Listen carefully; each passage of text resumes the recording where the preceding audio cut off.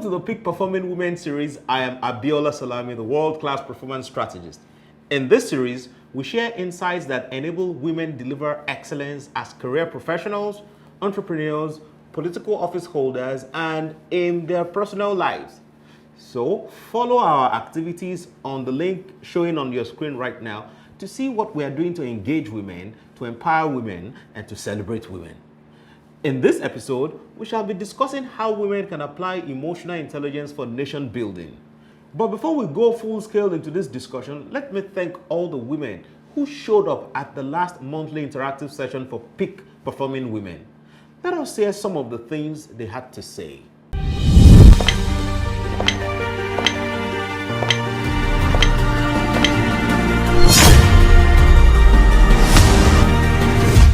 It was a very, very amazing and wonderful experience. The program was perfect. It was a very great one. So for me, it was really impactful, a reminder to let go of some of these limiting beliefs and then believe more in myself, and not just for myself, also others, because when you believe in yourself, I think you can encourage people more. So yes, I'm just going to go out there and keep flying. Thank you, Dr. Abiola Salami, for this event. So my key takeaway from the Peak Performing Women session today is to be more and to be excellent in all that I am doing. And then I also understood the fact that there will always be stereotypes and there will always be externally influenced limiting factors to you getting to your peak. But you have to wade around it and ensure that you don't allow it limit you. You have to keep on believing in yourself, give yourself self-affirmation when you need to, and then understand that everybody gets all these external factors and influences and social stereotypes, but you have to walk above all the stereotypes and ensure that you remain at your peak performance always and remain excellent and the more.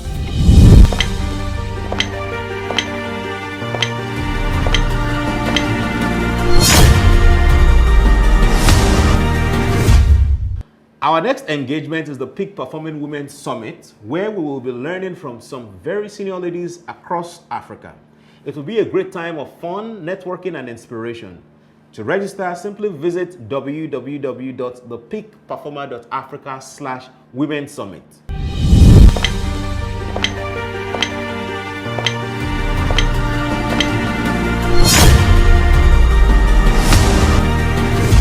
For anyone that has paid attention in this world, you will realize that women are very important catalysts for economic growth, sustainable development, and ultimately nation building. Your role as agents of social engineering has been documented owing to your unique ability to harness resources and multitask. History has shown that societies that are inclusive of women are favorably disposed to gender politics, and they tend to thrive more in relation to those that are not. Although constitutional democracies guarantee equal rights for all genders, it has been a long walk on eggshells towards a more equitable world, especially for women. It is an important preface because the conversation about the role of women cannot be effective if the socio-economic and political encumbrances are not sufficiently addressed. Nation building is not gender specific and is agnostic to any stratum of society, but it requires all hands on deck to make it work. Hence, an egalitarian society is a key precondition for nation building because capacities and competencies are distributed across gender lines.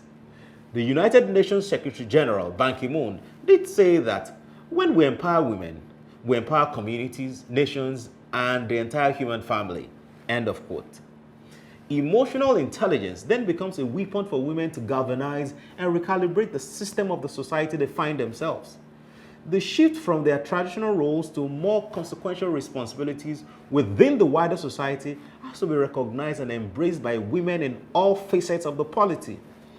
As natural nurturers, women have the innate capacity to foster cohesion by managing the different moving parts of any sphere they find themselves, whether it's in the family, it's in business, or in this case, community and national development. Here are the 4 strategic ways that women can apply emotional intelligence to drive nation building.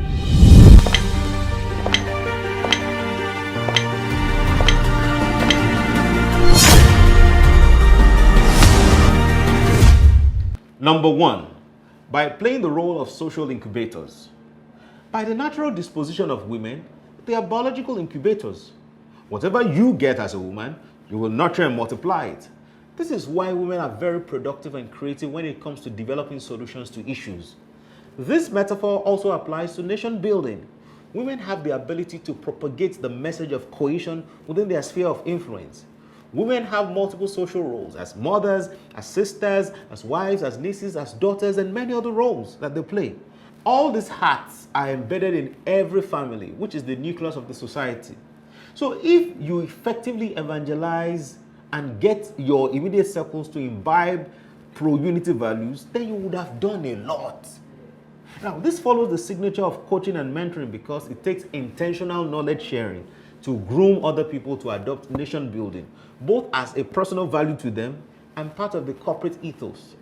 From the family to the religious group to economic to political circles, the gospel of social integration must be propagated. And you as a woman, you have the capacity to do that. You must be agents of consensus building across all lines.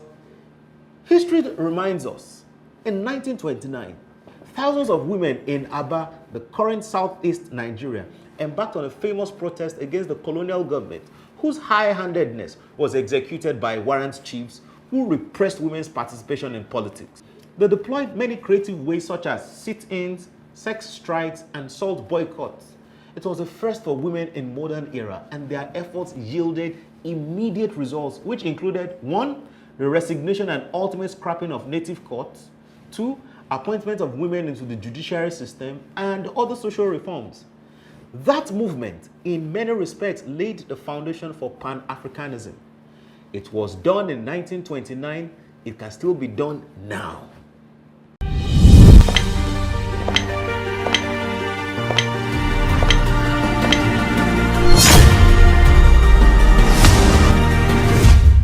Number 2 is by acting as advocates and ambassadors.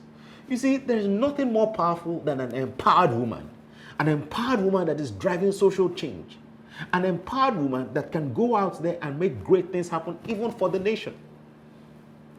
The medieval narrative, which was prevalent in highly patriarchal societies, was that women were properties to be owned, a tool for procreation, and an object of sexual gratification, which subsists today in certain parts of the world.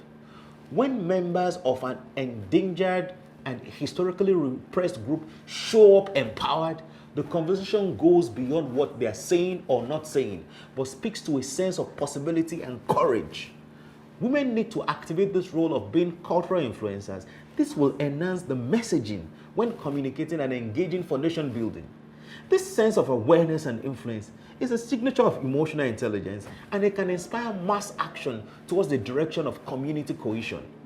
You see, as a woman, you must take advantage of platforms in the media, in politics, in economics, in culture, in education, and religious circles to propagate the values that are needed for collective unity to either exist or be deepened. Women must understand that to drive social change, they must necessarily be in the room.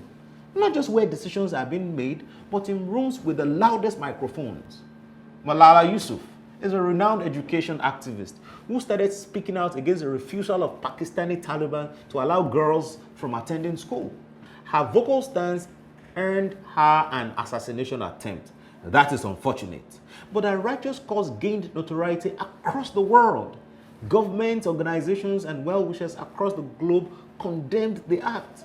She miraculously survived and sunk fully into her passion for human capacity development. Today, her message has transcended her home country of Pakistan, and she regularly meets with important figures around the world, and she has inspired many more girls to either attend school or take up the advocacy for girl-child education. Malala is the youngest recipient of the Nobel Peace Prize. My dear woman, you too can be this. Even if you are not known worldwide, you can be known within your community for adding tremendous value by being an advocate.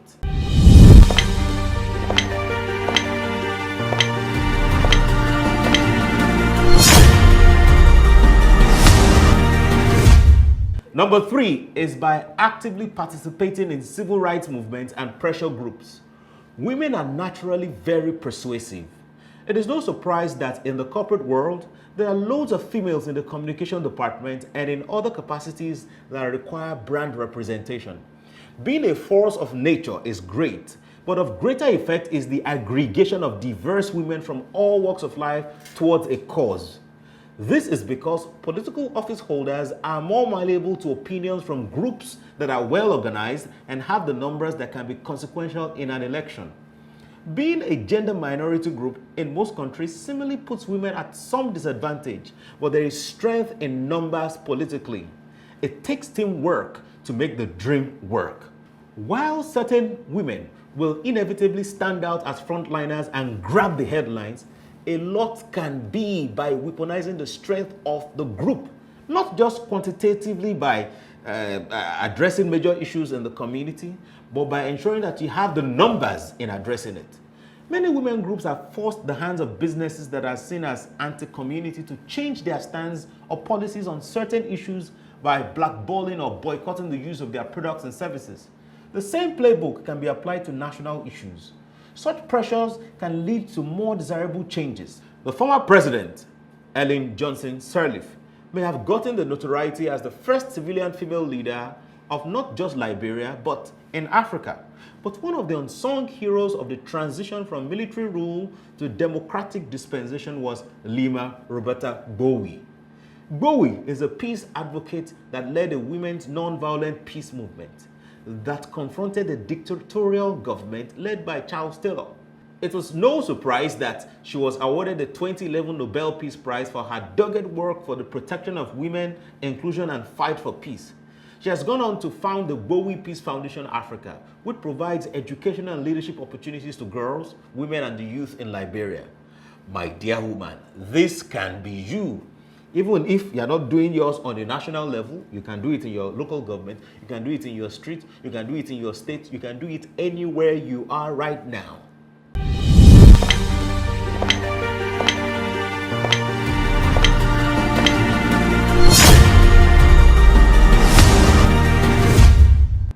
Number 4, it is by vying for political office. Yes, we need more women to vie for political office. It is commonly said that in political circles that power is not given a la carte.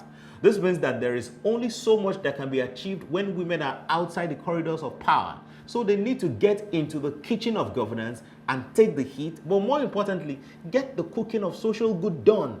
This means that from the local government level, which is the entry point for most political aspirants, women must develop an active interest in how decisions are made by public office holders.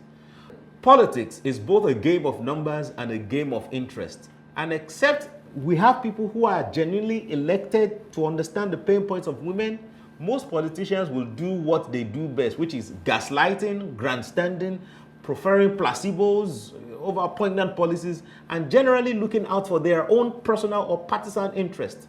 Social awareness requires that more women infiltrate the political architecture and participate firsthand instead of outrightly outsourcing or depending on other people to do the right things. From humble beginnings at district attorney's office to becoming the first ever female vice president in the United States of America, Kamala Harris has literally risen through the ranks. Having a front row seat in the most powerful government in the world puts her in pole position to drive changes and foster national building. Over the course of her political career, she has championed causes and policy directions such as healthcare reforms, ban on assault weapons, progressive tax reforms, and criminal justice reforms, amongst other things. As noble as these goals were, she wouldn't have been able to push the needle if she is a political outsider. And for me, I look forward to having Kamala Harris as the first female president of the United States. I can only imagine the great things that she will deliver occupying that office. My dear woman, yours may not be president, yours may not be vice president, yours may not be governor, yours may not be deputy governor, but you can start from your local government, you can start from wherever you are and join a political party and run for office. You can do it. I believe you can. And I know that you will deliver excellence when you sign up for that.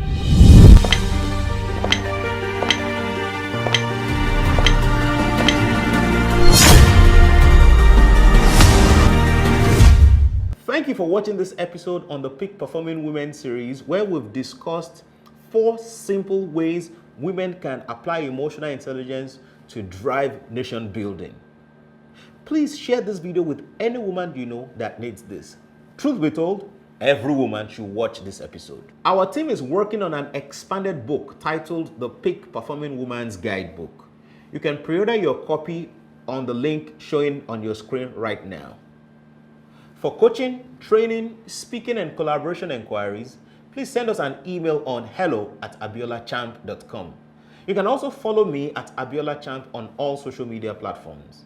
Till the next episode, keep rocking your world like a champion.